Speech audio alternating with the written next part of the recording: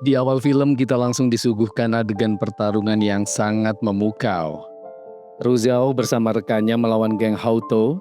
Mereka memperebutkan posisi nomor 1 di kota Haimen. Ru Zhao dengan mudah bisa memukul habis lawan-lawannya. Begitu juga rekannya yang juga ahli bela diri bisa melumpuhkan anggota geng Hauto. Tak terkecuali saat melawan pemimpin geng Hauto, Ru Zhao juga dengan mudah mengalahkannya. Namun tak lama kemudian dia merasakan pusing yang membuat pandangannya kabur. Hal tersebut dimanfaatkan ketua geng Hauto untuk menendangnya hingga Ru Zhao jatuh ke dalam sungai. Jung Joxian turun dari mobil untuk menyaksikan pertandingan bela diri. Pengawalnya, Chen Awang, berkata bahwa ini akan seru. Maksudnya, jagoan Jung Joxian yang mana adalah kakaknya sendiri yang bernama Zheng Kongqian yang akan menang. Namun di awal pertandingan, justru Kongqian terkena tendangan di dadanya. Ini tidak seperti yang direncanakan. Bahkan dia juga terkena pukulan di wajahnya. Maka dari itu Joxian menyuruh Awang untuk bicara kepada petarung satunya. Dia pun memperingatkan agar petarung tersebut harus mengalah. Cerita pun berjalan sesuai rencana. Kongqian mampu memukul wajah lawannya. Dia pun sempat membanting lawannya seperti halnya Hulk membanting Loki dalam film Avenger. Sebagai pamungkas, Kongqian mematahkan kaki lawannya. Setelah pertandingan, Awang berkata bahwa dia tidak lagi bisa menemukan orang untuk menjadi lawan bertarung Kongqian.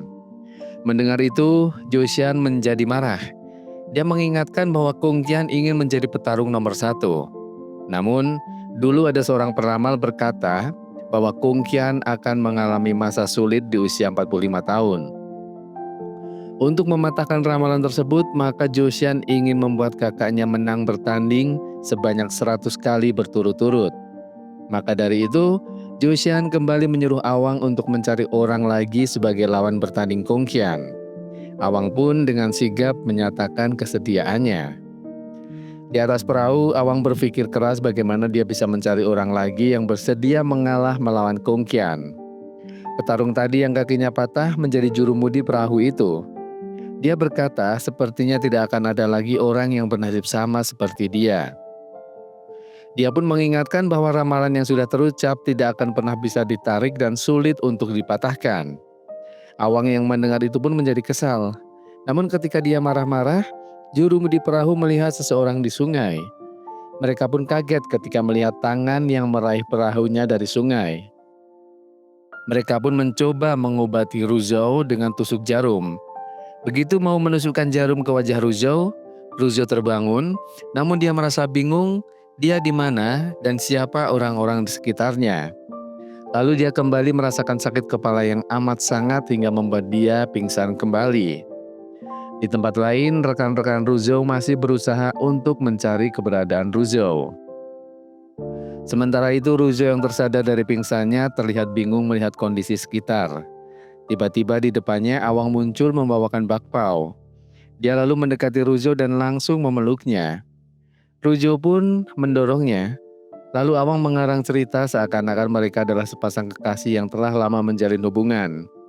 Dia bercerita awal mula Ru Zhao jatuh ke sungai. Dia beranggapan bahwa Ru Zhao lupa ingatan. Dia pun menunjuk Kongqian adalah biang keladi semua itu. Jadi dia meminta Ru Zhao untuk membalas dendam dengan kembali melawan Kongqian. Jika Ru Zhao tidak mau, maka Awanglah yang akan melawan Kongqian meskipun nyawa menjadi taruhannya. Mendengar itu, Ru Zhao menjadi luluh dan akan melawan Kongqian di pertarungan tinju bebas. Di atas arena pertarungan, Kongqian bergaya layaknya seorang juara. Apalagi setelah melihat bahwa lawannya adalah seorang wanita, dia semakin merasa jumawa. Ru Zhao yang tidak tahu apa-apa mengenai rencana licik Awang pun naik ke arena. Sementara di bawah, Joxian meminta Awang menyalakan rokok. Sebelum sempat rokoknya menyala, Kongqian yang dengan gaya seperti juara menyerang Ru Zhao. Ru Zhao hanya menutup mata. Namun dengan sangat cepat, Kongqian tiba-tiba jatuh tersungkur. Joxian pun kaget.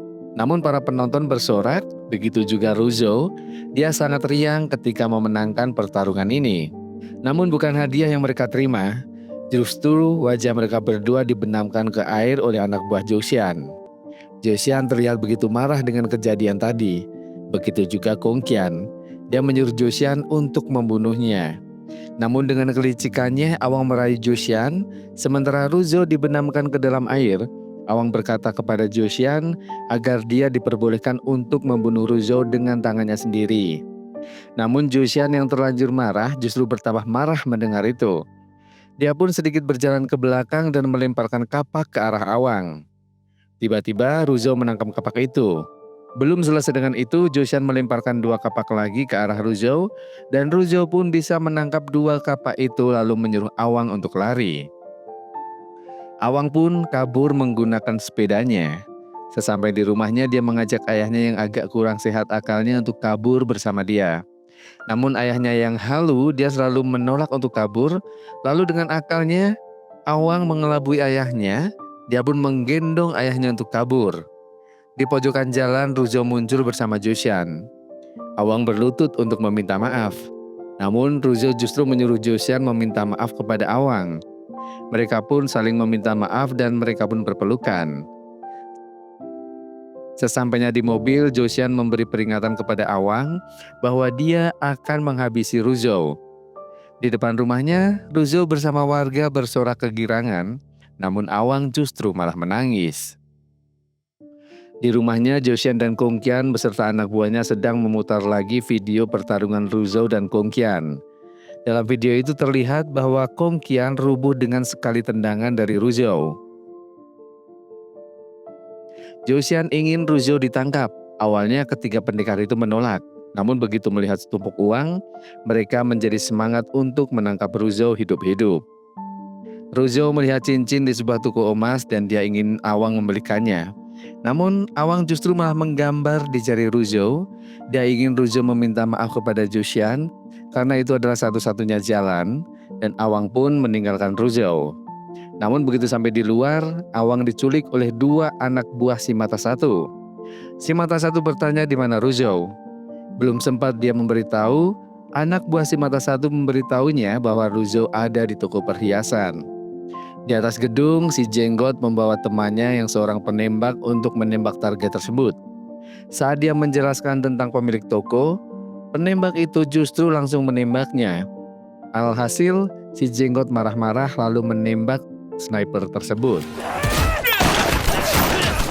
Begitu keluar dari toko perhiasan, Ruzo dihadang pasukan merah. Mereka pun menyerang Ruzo, dan dengan keahlian bela dirinya, Ruzo tanpa kesulitan melawan mereka. Ketika salah seorang dari pasukan merah melemparkan pisau, Ruzo menangkisnya dengan tendangan, dan pisau itu menancap ke dada pelempar tadi. Dari dalam toko, pasukan si Jenggot keluar, bukan menyerang Ruzo tapi justru melawan pasukan merah. Awalnya si Jenggot juga berusaha menyerang Ruzo.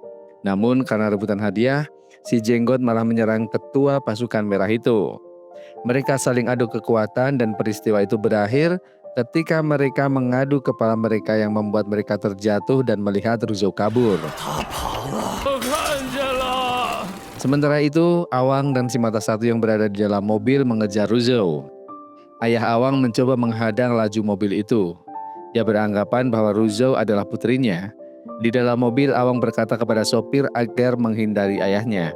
Namun si mata satu bilang, terus tabrak saja. Mereka pun berebut untuk mengendalikan sopir tersebut. Ketika hampir tertabrak, Ruzo menyelamatkan ayah Awang. Awang dan Ruzo menghampiri ayahnya. Dari ujung jalan terlihat pasukan merah dan pasukan Jenggot berlari. Awang menyuruh mereka berpencar. Namun hanya Ruzo yang berlari dan dia pun dikejar pasukan tadi. Di rumahnya, Kongqian sedang mendengarkan cerita. Lalu Awang muncul menanyakan di mana Josian. Kongqian yang mendengar percakapan Awang mengintipnya dan masih memegang korek api di tangannya, dan tanpa dia sadari kepalanya terbakar. Awang mencoba menyelamatkannya. Karena terus berlari, Kongqian jatuh dari tangga, dan Awang yang sedang memadamkan api dengan bantal. Dengan kondisi seperti itu, Josian melihatnya dan dia pun menyangka bahwa Awang telah membunuh kakaknya. Dia pun berlari mengejar Awang dan sampai di luar, dia akan melemparkan Awang dari jendela. Ternyata Ruzhou sudah menunggunya di luar. Josian pun tidak bisa berbuat apa-apa, apalagi setelah Ruzhou mengancam akan membunuhnya jika Josian berani macam-macam. Dengan menggandeng Awang, Ruzhou meninggalkan Josian. Di dalam rumahnya, Josian dan Kung Qian kembali menyusun rencana. Ketika dia membuka-buka lembaran potongan kertas, dari luar terdengar suara orang. Mereka pun melihatnya. Di bawah ada seorang pendekar yang langsung melompat ke atas. Dia memperkenalkan diri, namanya adalah Qin Long yang mengaku orang nomor 1 dan dia siap menangkap Ruzhou. Di stasiun kereta, Ruzhou terlihat duduk sendiri sambil mempertebal lagi gambar cincin di jarinya. Dari belakang terlihat Awang berjalan menuju Ruzhou. Ruzhou terkejut melihat Awang membawakan koper dan tiket kereta. Awang meminta Ruzhou untuk pergi kemanapun. Awang kali ini berkata jujur bahwa sebenarnya mereka bukanlah pasangan. Awang bercerita bahwa dia menemukan Ruzhou dari sungai. Namun Ruzhou menolak pergi dan dia berkata ingin merawat ayah Awang. Namun Awang bersikeras. Dia berkata bahwa ayahnya menjadi gila setelah adik perempuannya dibunuh oleh bandit dan setiap melihat anak perempuan, dia selalu beranggapan bahwa wanita itu adalah anaknya. Awang pun berkata dia menyelamatkan Ruzhou karena dia butuh orang yang mau melawan Kung Qian di arena. Ruzhou pun hanya bisa menatap Awang ketika dia pergi meninggalkannya. Awang menghampiri Josian yang sedang berada di dalam mobil. Dia mengaku telah membunuh Ruzhou. Dengan ditodong beberapa kapak, dia melancarkan cerita bohongnya. Josian yang mendengar itu tidak langsung percaya. Dia justru ingin bukti lagi. Dia ingin Awang membawanya ke daerah rumah tempat Awang tinggal. Karena Josian telah menyuruh Qin Long ke rumahnya. Benar yang dikatakan Josian, Qin Long sudah berada di rumah Awang dan terlihat warga di sana semua menunduk. Awang dan Josian datang. Awang pun berkata mereka semua tidak ada hubungannya dengan wanita itu. Namun Qin Long yang masih belum percaya, dia masih terus bertanya kepada warga di sana. Bahkan dia pun tidak segan memukul orang-orang itu. Ayah Awang berkata jangan lagi mencari putrinya karena putrinya sudah pergi dan dia masih beranggapan bahwa Ruzhou adalah putrinya. Mendengar itu Josian pun hendak memukul ayah Awang. Awang dengan sigap menahan Josian dengan tongkatnya dan menyuruh mereka semua mundur. Namun Qin Long menendang Awang sampai dia terlempar jauh. Dia pun melempar tongkat ke arah Awang. Sebelum terkena wajah Awang, tongkat itu ditahan seseorang dan ternyata Ruzhou lah yang menangkapnya. Qin Long yang melihat Ruzhou terkejut lalu menyuruh anak buahnya menyerang Ruzhou. Tanpa kesulitan, Ruzhou berhasil melawan mereka. Begitu juga Qin Long yang mencoba melawan Ruzhou, dia dilempar sampai menindih Josian. Ruzhou kembali mengingatkan Josian, lalu Josian kabur menuju mobilnya. Ruzhou marah kepada Awang kenapa dia tidak terus terang bahwa alasan Awang menyuruhnya pergi adalah untuk melindunginya. Ruzhou yang masih hilang ingatan, dia kembali bertanya siapa namanya. Awang yang sempat bingung, dia berkata dengan asal bahwa nama Ruzhou adalah Damei. Dan mulai saat ini, kita akan menyebut Ruzhou dengan nama Damei. Awang lalu berorasi bahwa mereka sekarang akan hidup lebih tenang dan akan berani melawan orang luar sehingga tidak tertindas lagi. Warga pun menyambut gembira orasi Awang. Lalu mereka berfoto bersama dengan latar belakang foto besar Damei. Awang yang saat itu berjalan-jalan dengan Damei di pasar merasa sangat bahagia. Ketika Damei membeli bakpao, seseorang datang berpura-pura memperlihatkan foto dan orang tersebut menyuruh Awang untuk memberikan obat atau racun itu ke Damei dan membawanya ke suatu tempat malam ini dan dia akan dibunuh. Mendengar itu Awang hanya bisa terdiam dalam kebingungan. Malam harinya Awang mengajak Damei untuk makan di restoran. Dia berkata bahwa hari ini adalah ulang tahun Damei. Kue dan minuman telah disiapkannya lalu mereka minum bersama. Dia juga memberikan sebuah cincin kepada Damei. Namun terlihat wajah Awang yang seperti sedang memikirkan sesuatu. Dia pun memakaikan cincin itu di jari Damei. Tiba-tiba Josian muncul dan langsung duduk. Melihat acaranya terganggu, Damei langsung memegang baju Josian. Namun tiba-tiba dia memuntahkan sesuatu ke wajah Joshan. Dia pun lalu tak sadarkan diri dan dibawa anak buah Joshan ke mobilnya. Joshan memuji Awang atas tindakannya ini. Namun di sana Awang masih merasa bersalah. Salah seorang teman Awang melihat kejadian itu. Ketika Awang berjalan dengan ayahnya, temannya itu membawa beberapa warga dan bertanya kepada Awang kenapa dia menyerahkan Damai ke Joshan. Bahkan Damai sampai muntah darah. Mendengar itu ayahnya pun marah-marah.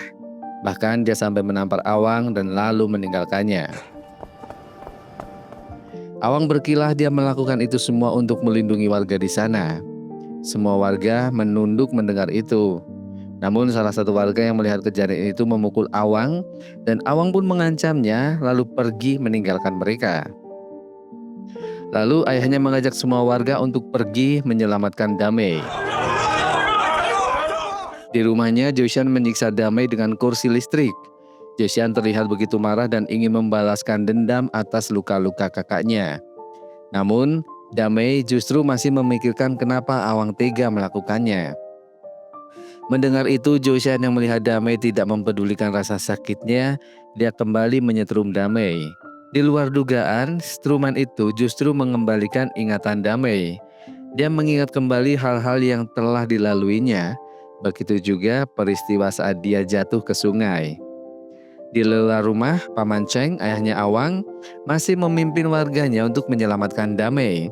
Mereka mengendap-endap di depan rumah tempat Joshan menyiksa Damai. Mereka pun menyusun siasat. Mereka mematikan lampu sebelum menyerang Joshan. Dalam kegelapan, Joshan menembak tanpa arah. Namun setelah lampu dinyalakan, dia melihat pasukannya telah terkapar dan dia melihat luka tembak di punggung kakaknya. Sementara itu pasukan Paman Cheng berhasil membawa Damai melarikan diri. Namun dirinya juga terkena tembakan di pinggangnya dan lantas jatuh tersungkur. Sementara itu di tempat lain rekan-rekan Ruzo sedang berdiskusi untuk membalaskan dendam Ruzo yang mereka kira telah mati. Mereka meminta agar Jin Cheng memimpin mereka untuk membalaskan dendam Ruzo. Tiba-tiba salah seorang dari mereka mengabarkan tentang Ruzo yang saat ini berada di Gang Minfu. Ruzo terbangun dari sadarnya. Warga Minfu masih memanggilnya Damai. Ruzo bangun masih dengan kebingungannya, dia pun berjalan keluar ke jalan. Dari lorong jalan terlihat Joshan sedang bersama Awang. Dia lalu menodongkan pistol ke arah Ruzo. Ruzo tidak bereaksi apa-apa. Bahkan ketika Joshan menodongkan pistol ke kepala Awang. Tiba-tiba Jin Chen datang bersama pasukannya. Dia memeluk Ruzo bahagia karena telah menemukannya lagi. Dia pun mengajak Ruzo pergi meninggalkan Joshan dan Awang dalam kebingungannya. Di tengah jalan, Ruzo berpapasan dengan Paman Cheng yang sedang ditandu. Paman Cheng masih menganggap Ruzo adalah putrinya. Dia memberi pesan kepada Ruzo untuk mencari pasangan yang tepat karena Awang tidak bisa diandalkan. Setelah itu, Paman Cheng menghembuskan nafas terakhirnya.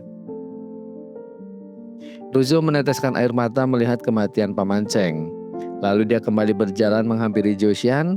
Tanpa banyak berkata, dia membengkokkan pistol milik Joshan dan dia memperingatkan jika Joshan berbuat onar lagi di Gang Minfu, maka Ruzo dan pasukannya akan membasmi semua gangster di daerah tersebut. Joshan pun lari ketakutan meninggalkan Ruzo. Lalu Ruzo menatap Awang dan berkata bahwa dia tidak lagi bisa membohonginya. Ruzo pun pergi bersama Jin Cheng dan pasukannya.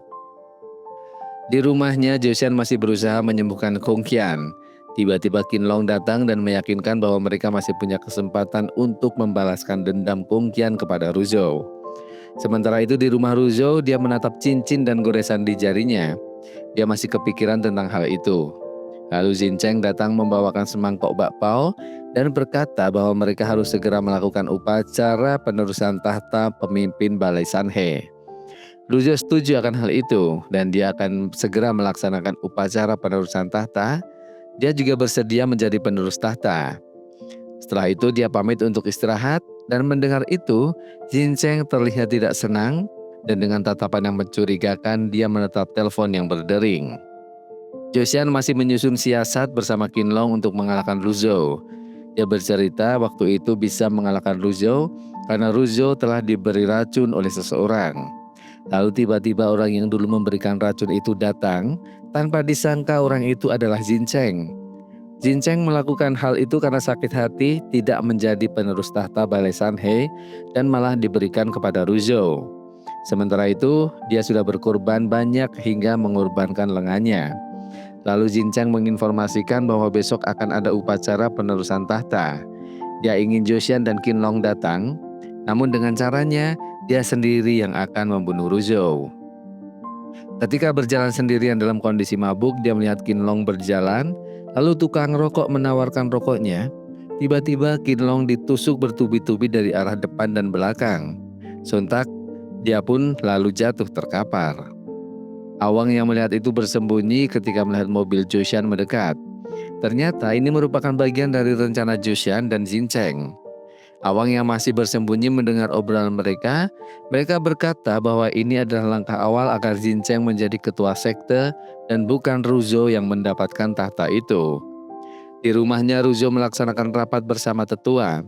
Dia berjanji untuk setia kepada sekte, mengabdikan seluruh hidupnya untuk sekte, dan siap menjadi ketua sekte. Tiba-tiba pintu rumah dijebol dengan ledakan, dan Joshan lah yang melakukan itu. Melihat hal tersebut, Jincheng memerintahkan semua untuk melindungi Ruzo. Joshan memerintahkan pasukannya menyerang Ruzo dan pasukannya. Ruzo pun melawan mereka. Satu-satu dari mereka dikalahkan Ruzo. Ketika Joshan menodong Ruzo dengan senjata, Ruzo berniat menyerangnya. Namun, Jincheng yang saat itu berada di belakang Ruzo tiba-tiba menusuknya dari belakang. Dia kembali mengungkit pengorbanannya dan dia berkata bahwa dialah yang paling berhak menjadi ketua sekte. Joshan menghampiri mereka dan siap menodongkan pistol ke arah Ruzo.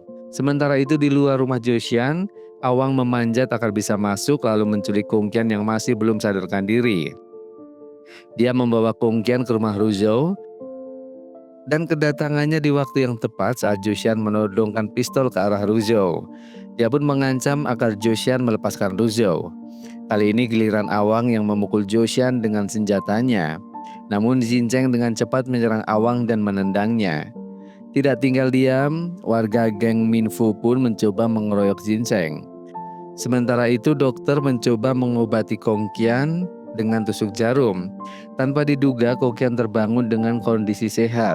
Melihat kakaknya kembali sehat, Joshan bermaksud pergi dan tidak ingin ikut campur dan akan membongkar keburukan Jincheng.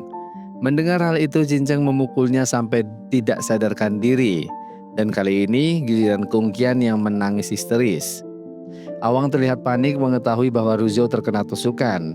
Awang berusaha menyelamatkan Ruzo dengan menggendongnya keluar. Tiba-tiba dia terjatuh dan dari belakang terlihat Jincheng mengejarnya. Tak peduli dengan kekuatannya, Awang mencoba memukul Jincheng. Tapi justru dia sendiri yang terkena pukulan. Ketika Jincheng mendekati Ruzo, dia memegang kaki Jincheng dan Jincheng pun memukulnya bertubi-tubi. Dia terus memegangi kaki Jincheng dan berkata bahwa dia akan melindungi Ruzo apapun yang terjadi. Jincheng menendangnya sampai dia terlempar. Ketika Jincheng hendak memukul Ruzo, Awang bangkit memegang bom dan mendekap Jincheng lalu menceburkan diri ke sungai dan meledak bersamanya. Melihat hal tersebut, Ruzo hanya bisa menangis terseduh-seduh. Beberapa saat kemudian, rumah Joshan dirubah menjadi tempat latihan dan markas baru sekte yang dipimpin oleh Ruzo. Warga Minfu dan anggota sekte lainnya terlihat sedang berlatih di bawah pimpinan Ruzo. Itu juga Kongqian yang mendorong Joshan dengan kursi roda. Dia juga menjadi anggota sekte Ruzo. Dan tiba-tiba Awang datang dengan gaya tengilnya. Ruzo tidak menyangka Awang masih hidup. Dia pun mendekatinya. Awang bertanya dengan tengil, Ruzo pasti merindukannya. Ruzo tersenyum lalu memukul Awang.